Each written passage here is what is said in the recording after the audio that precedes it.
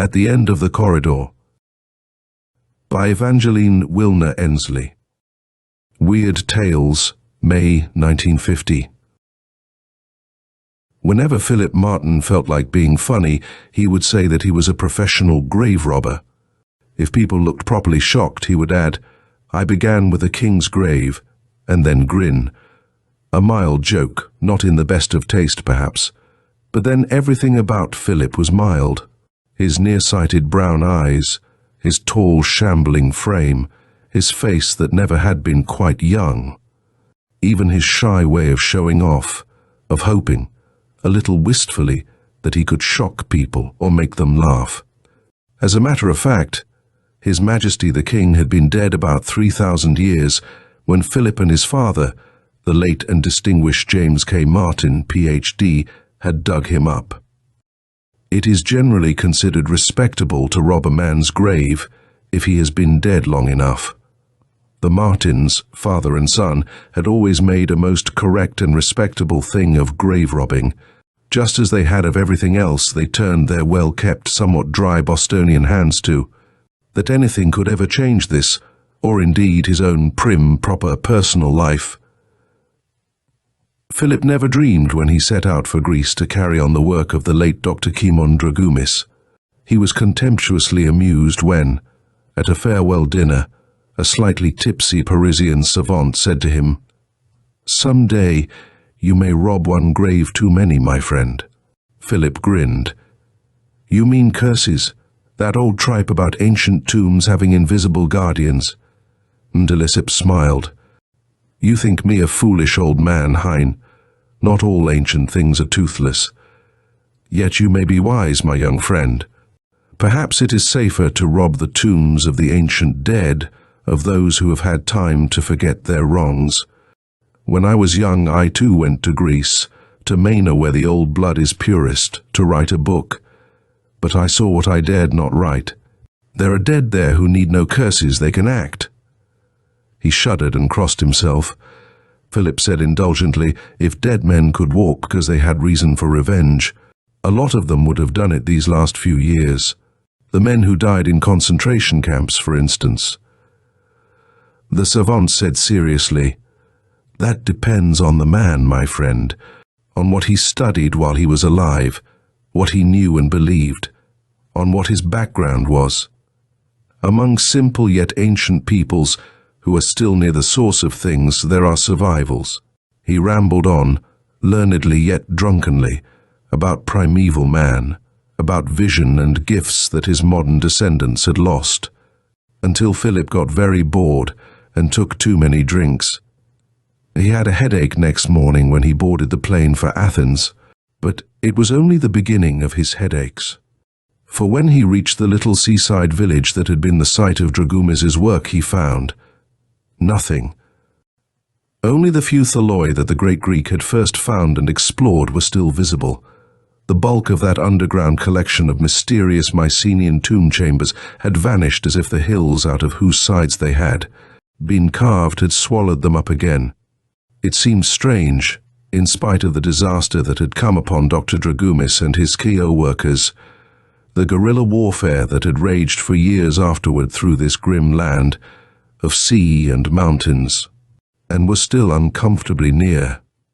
So near, in fact, that it had taken Philip years to get his own permit to dig. A landslide had covered the excavations, that was all he could learn. Though some of the villagers must have known the approximate location of the buried sites, they would tell him nothing. They acted either sullen or blandly ignorant, too ignorant. He had a queer and unreasonable feeling that they were afraid. Sophoulis, the local school teacher, advised him to go to Mme Dragoumis. "She may still have some of her husband's papers, Kyrie." "You mean she still lives here?" Philip asked in surprise. He had heard of Mme Dragoumis as one of the famous beauties of the Balkans, a very gay and fashionable woman, much younger than her husband. In that island villa of theirs. "She will not leave it, Kyrie. Not for an hour. Not once since that night the doctor died has she set foot on the mainland.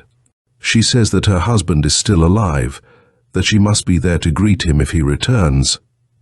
She dares not leave it, Mrs. Safoulis said with a hard little smile. Her family has been worried about her, and once they even sent doctors to take her away, but she locked herself in her room and said she would kill herself if they broke the doors down. That it would be better to die that way than to go ashore. Philip felt a little apprehensive. The lady might not be sane enough to be of any help to him. I thought the Nazis shot Dr. Dragoumis, he said. So it is said. None knows, Safoulis said heavily. They suspected him of hiding arms smuggled in from British submarines, and perhaps he was. Or perhaps he had found tombs in which there were precious things, treasures that he feared the Nazis might carry off to Germany. Certainly he was doing something that he wished to keep secret. He was a giant who could outdig any of his men, and toward the last he dug oftenest by moonlight and alone. It must have been the tombs themselves that he wished to protect, Philip said stiffly.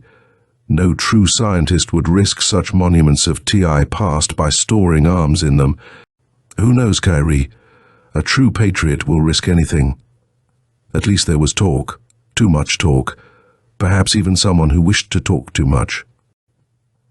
So the Nazis waited for him, that night at the villa. Kyrie Dragoumis says that they shot him as he was escaping through the French windows, but that so great was his strength that he ran on, with their bullets in him. And later, when they searched the tholoway where they thought he might be hiding, the mountain itself slid forward and covered them. Yes, the very mountains seemed angry that the invaders should dare go poking about among their bowels. It took them 2 days to dig out the bodies of their Gestapo men, Kyrie. Mrs. Safoulis cut in excitedly, her dark eyes bright. But they never found the doctor, Kyrie, and some of our people say that they have seen him since by moonlight pacing the cliffs above the sea and looking out toward his home across the waters. Her husband laughed a little uneasily. Our peasants hereabouts are still very superstitious, Kyrie. They can see anything. So it seems, said Philip dryly. You think that mine, Dragoumis, might be able to help me then? She would not, Mrs. Safoulis snorted. She never knew anything about it. She took no interest in it, or in anything but parties and young men. She stays on the island now only because she is afraid, not for love of her dear dead husband. Poof! Keep away from her, Kyrie, she is bad luck, that one. Safoulis's fist pounded the table. Be still, woman. None has any right to speak against Kyrie Dragoumis. I have told you that I will have no idiotic women's gossip in my house. There was evidently some local feeling against Dragoumis, Philip thought as he left. Possibly only among the women. Safoulis was clearly either too fair-minded or too cautious to lend himself to it. Yet what fear could they possibly think kept Dragoumis on the island? Surely government guards could have kept her safe from any guerrilla ambush. The whole business was a puzzle. Why should Dragoumis have been fool enough that night to attempt escape? He could not have hidden anything incriminating in the tombs. Attempted escape was an age-old, trite pretext to cover murder. But why should anybody have wanted to murder Dragoumis, a scientist who had surely had too much sense to take any interest in anything but his work? Well, it was none of his business. What concerned him was to find a way into those lost Mycenaean vaults without blasting holes in their sides while he was at it. He took a boat and had himself rowed out to the island, to the little landing stage from which broad steps led up to a white villa above the sea, a villa set like a pearl upon a terrace made green and silver by the foliage of orange and olive trees. Or so he thought until he saw Auntie Dragoumis and knew the difference between pearl and setting, between life and mere existence. She was a beauty. She was delight and wonder and youth, the youth that Philip had never had. She set fire to the dry man as flame fires tinder. And she was gracious to him. She was kind. Yes, she still had some of her husband's papers. She would show them to him and search for more. He could help her search if he liked. He did. He went again and again to that villa on the island. He filled his eyes and ears with her, with the soft music of her voice, with the curves of her body that made softer music whenever she moved, with the warm red of her lips and the depths of her shining eyes. And then one day she let him fill his arms. He tried after that to get her to marry him and go away with him. "Your husband is dead, Anthe. He has been dead these 5 years. It cannot hurt you to accept that now. You do not love him anymore." But she shook her head. He was not too badly hurt that night. He rowed himself back to the mainland. He was a peasant, born in a hut in Maine, not civilized like you and me, for all his learning. He was very strong, Philip, strong like the men of an earlier world. It would be hard for him to die. Jealousy leapt in him. So that was it. Dragumis's brute strength had dazzled her, his hard peasant heritage. That was what she liked in a man. He said roughly, "If he's alive, why hasn't he come back to you?" What could he have been afraid of after the Nazis left? Afraid enough to make him stay away from a wife like you? He kissed her hard and savagely. He strained her close, trying to hurt her, to prove that he too was strong. She laughed up into his face and stroked his cheek. "You would not stay away from me, would you, my Philip? Don't worry. I love you more than I ever loved him. You are much younger than he was, though he loved me very much as you could ever do." "Then why would he stay away from you?" Philip muttered. She looked up at him very seriously then, her eyes gone grave. "Because that last night he accused me of betraying him to the Nazis.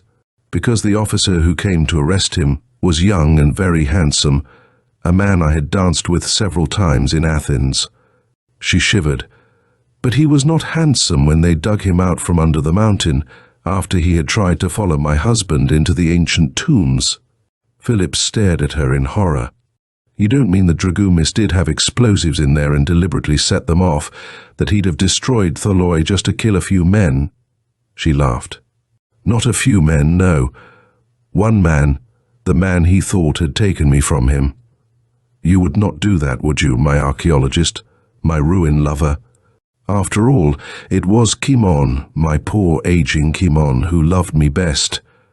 Suspicion stabbed him suddenly, like a knife twisting in his flesh. He shook her.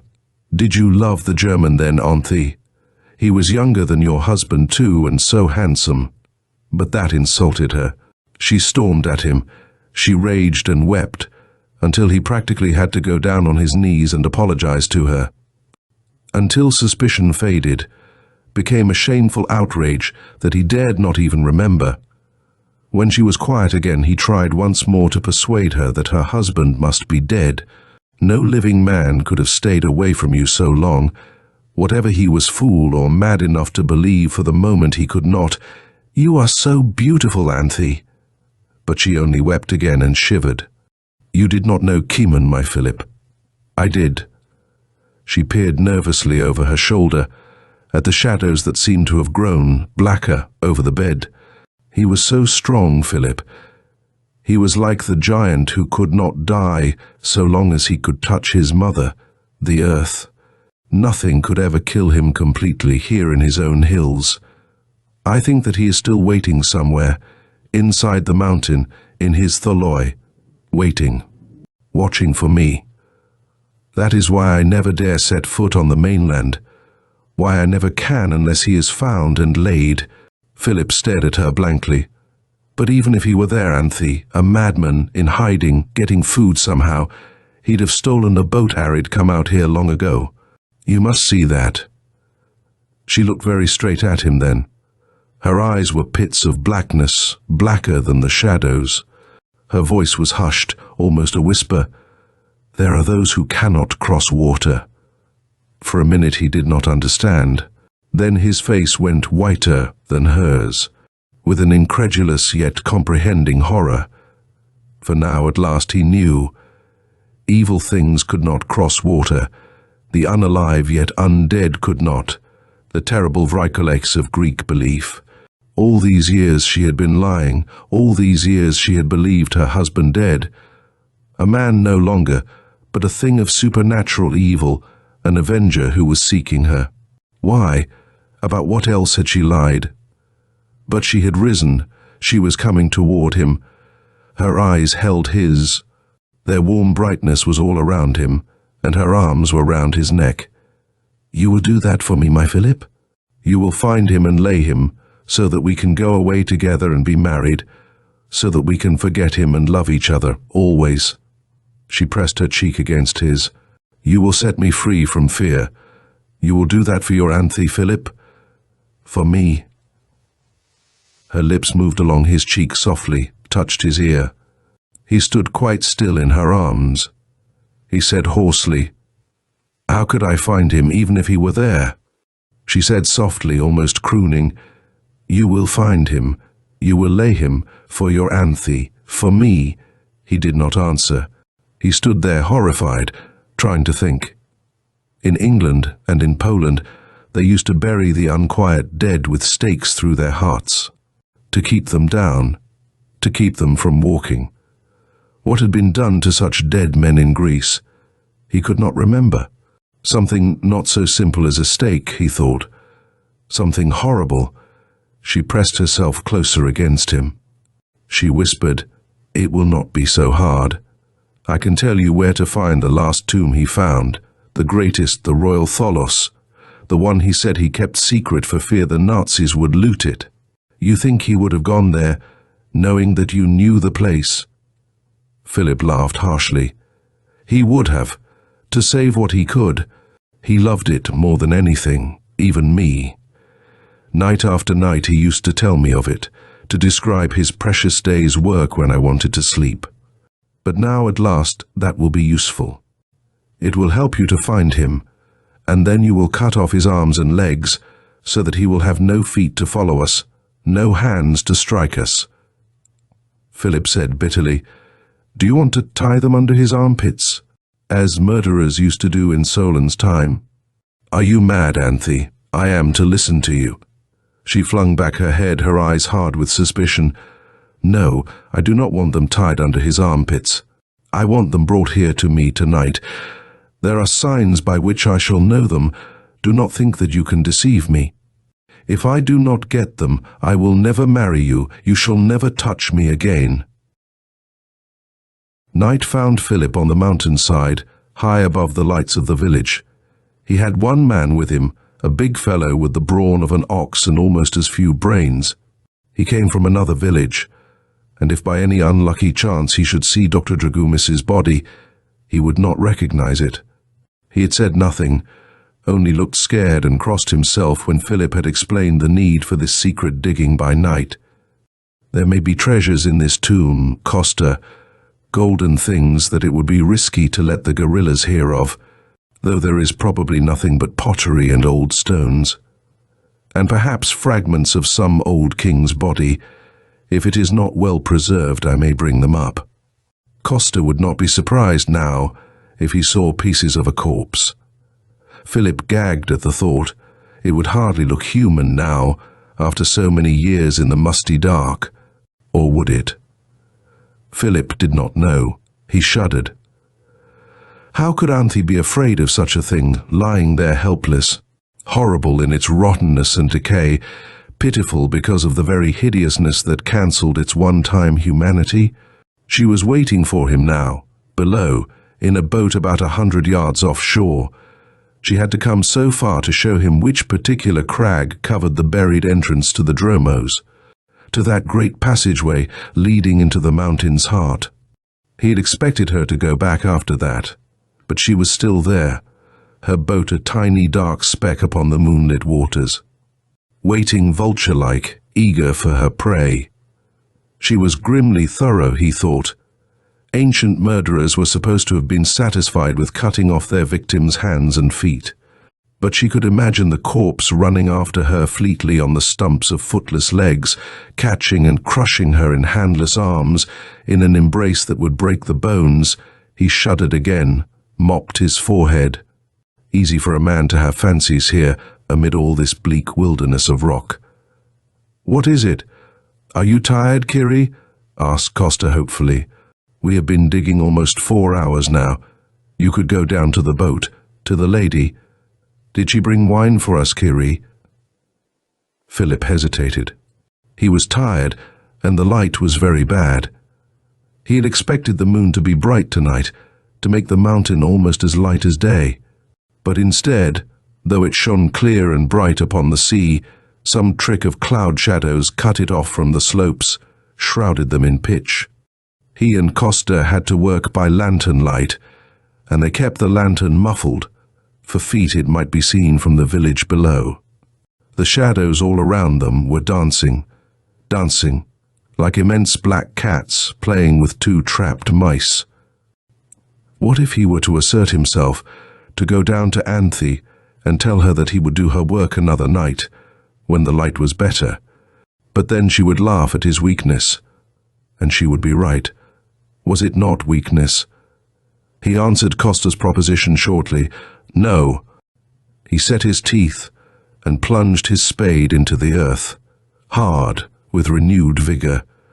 And suddenly the spade struck hollowness, sank into the earth as if hands had reached up from below and seized it. A dislodged pebble went rattling on down inside the hole, down, into gulf-like space. Costa crossed himself again and gasped. "May the Panagia, may the Virgin and all the blessed saints preserve us." Earth and massive stones fell together with a great thud. A pit opened, almost beneath their feet. The Greek cried out and jumped back, but Philip laughed. His eyes were shining. He forgot Anthe, he forgot Dragumis. This was what he had come to Greece to find, the discovery he had dreamed for years of making. This was triumph and fulfillment. He dug feverishly, he urged Costa on with both praise and curses, until the hole lay like a wide-open mouth at their feet, a mouth blacker, more thickly solid than the blackness of the night. Philip tied a rope to the lantern. He lowered it into the pit and leaned over, watching course after course of great stone blocks appear and disappear as its golden eye sank deeper, farther into the dark. At last it came to rest upon a rock floor many feet below, making a tiny brilliant island there. Philip took an axe, a flashlight and some cloths, set another rope around his waist and prepared to follow the lantern. "Wait here, Costa. When I jerk the rope, raise me." He wondered fleetingly why he had said that. Surely it would have been simpler to say that he would shout up from the depths. Then he forgot it as he swung downward into space. He looked about him eagerly as he landed. To his right, within a few feet of his descent, the passageway was blocked by rough masses of earth and rock.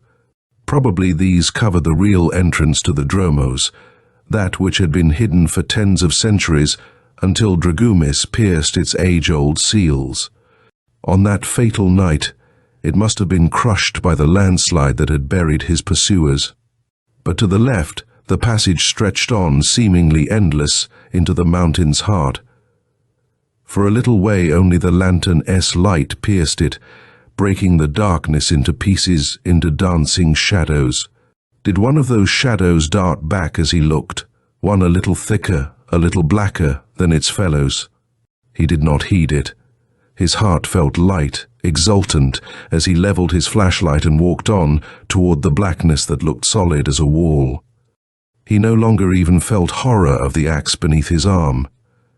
If Dragumis could have chosen, surely he would have had his dead body dismembered 1,000 times, rather than let his great discovery be lost again, hidden from mankind, perhaps for more centuries. For on no other terms would Anthe ever have disclosed the secret. Poor girl. Later, when her hysterical, superstitious obsession was over, she would regret this. She would be kind and gentle and fastidious again, as a woman should be. Now he must do whatever was necessary to bring her peace. He went on into the shadows, and they retreated before him slowly, steadily. He followed them down that stone corridor that led through the earth's bowels. Once or twice it seemed to him that he heard a faint, curious rustling among those dark, wavering shapes that recoiled before his flashlight, as if someone were walking ahead of him, stealthily. He decided that it must be some trick of echoes, reverberating oddly in that subterranean place. It could not be bats, for there was never anything where the light came, throw his flashlight where he would. Its beams found only great, bare blocks of stone. Then he came at last to the black rectangle of the inner portal, the opening into that great circular chamber Anthe had told him of.